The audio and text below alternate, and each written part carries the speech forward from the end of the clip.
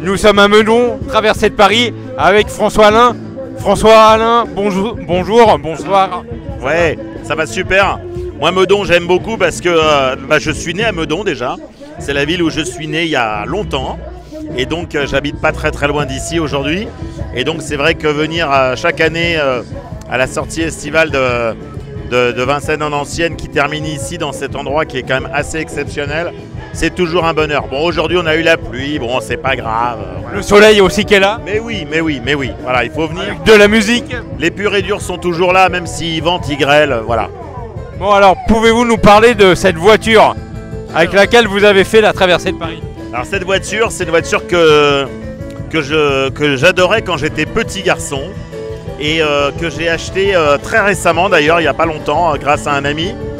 Et cette voiture, c'est une Auto Bianchi Bianchina Transformabile qui s'appelle Edenrock sur le marché français parce qu'elle avait été importée par André Chardonnay qui était l'importateur Auto Bianchi. Et il avait fait le lancement de la voiture à l'hôtel Edenrock sur la Côte d'Azur avec une marraine un peu connue qui s'appelait Brigitte Bardot. On est en 1960 et cette voiture a donc été produite entre 1960 et 1969. Elle a été faite à peu d'exemplaires parce qu'en 9 ans de production, elle a été faite à moins de 10 000 exemplaires, sachant que c'est en fait un dérivé d'une Fiat 500. Hein. C'est moteur de Fiat 500, train roulant de Fiat 500, roue de Fiat 500, etc. Et donc la Fiat 500, c'est plusieurs millions d'exemplaires. Donc celle-ci, moins de 10 000, c'est une des versions vraiment rares des dérivés de Fiat 500. Et moi je trouve qu'elle a un côté complètement kitsch que j'adore. C'est le plus petit cabriolet du monde parce que cette série-là a été homologuée en 2+2. Donc on a le droit d'être 4 à l'intérieur. Et 4 dans 3 mètres de long, c'était le plus petit cabriolet de série du monde. Elle était à votre voisine? Et elle était exactement à une voisine de mes parents. Et c'est un hasard extraordinaire parce que cette voiture-là, donc celle-là, hein, cet exemplaire-là, je la voyais quand j'étais gamin. Et à chaque fois, je disais à la mamie, mais moi, si un jour vous la vendez, je vous l'achèterai, etc. Elle a toujours refusé, ce que je comprends parfaitement.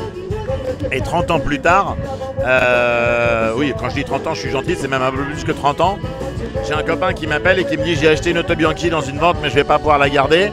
Est-ce que ça t'intéresse? Il m'envoie la photo, je reconnais l'immatriculation, je dis, alors la voiture, non seulement elle m'intéresse, mais en plus celle-là, je la connais particulièrement. C'était celle qui me faisait kiffer quand j'étais gamin. Donc je t'interdis de la vendre à quelqu'un d'autre que moi. Et vous l'avez maintenant. Voilà. C'est une fierté? Ouais, c'est un petit bonheur parce que voilà, comme quoi le bonheur, ça peut être des choses assez simples. Donc je vais la re-restaurer parce qu'il va falloir la re-restaurer sur certains éléments. Mais c'est une auto qui a eu, je crois, 1 ou 2 propriétaires. Elle a 60 ans cette année, elle est de 65. Donc elle a 60 ans cette année.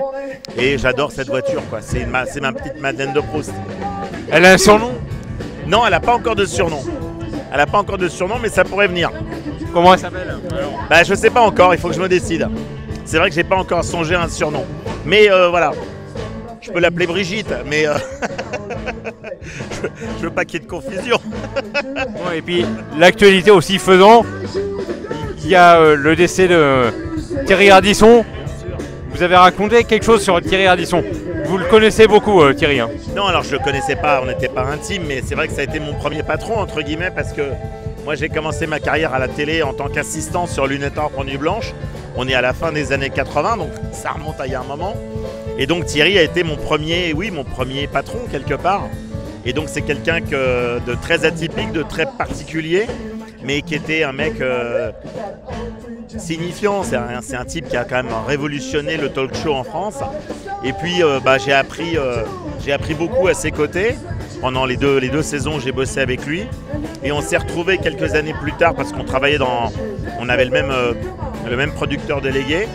Et on s'est retrouvés plusieurs fois. Il est venu dans Vintage Mécanique. Il a remis en route la fameuse 404 que moi j'ai poussée en tant qu'assistant devant le Palace à la fin des années 80. Et voilà, et donc c'était quelqu'un de... J'ai une vraie tendresse pour lui. Et je parle toujours de lui au présent, même s'il n'est plus là, parce que voilà, c'était un type... je peux comprendre qu'on ne l'aimait pas, mais je comprends aussi ceux qui l'adorent. Il était attaché à ses voitures. Et alors en plus, le paradoxe, c'est que Thierry était passionné par les voitures, notamment françaises, italiennes, anglaises, des années 50-60, ce qui correspond à sa jeunesse. Il n'avait pas le permis de conduire, Et donc il a eu quelques voitures, dont cette fameuse 404 cabriolet et pas que. Et il se faisait conduire, puisque lui n'avait pas le permis de conduire, donc il se faisait conduire par des assistants, par son épouse de l'époque, etc. etc. Et voilà, et c'est vrai que c'est quelqu'un pour qui j'ai un souvenir qui restera toujours nostalgique et positif. Même si on ne se voyait pas du tout, enfin c'était pas du tout un ami proche, mais voilà, c'est quelqu'un, je pense, qui a marqué son époque. Et moi j'ai un vrai respect pour lui. Mon dernier point, votre actualité, vous arrêtez Vintage Mécanique. Ouais, j'arrête Vintage Mécanique parce que ça fait 10 ans, parce que j'ai envie de faire autre chose, parce que la ligne éditoriale de l'émission va changer et que voilà, que moi j'avais un projet avant Vintage Mécanique et c'est peut-être maintenant qu'il faut que je me lance. Voilà. Eh ben écoutez François Alain, on croise les doigts, on espère vous voir. Alors c'est pas tout de suite, hein, je vais prendre des vacances, hein, je vais me détendre un peu là, il faut que je me repose et que je. Voilà, mais donc il y aura un battement évidemment entre les deux. Mais même si Vintage va être rediffusé pendant des années et des années.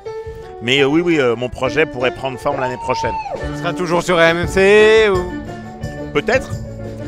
Ah, peut-être. C'est un secret. Secret. Bon, en tout cas, François Alain, merci beaucoup. Merci beaucoup. Merci d'être ici à la Traversée de Paris. Comme chaque année, je suis fidèle à la Traversée de Paris depuis très très longtemps. Donc j'essaye d'être là presque chaque année. Voilà. Merci François Alain. Merci, salut, ciao.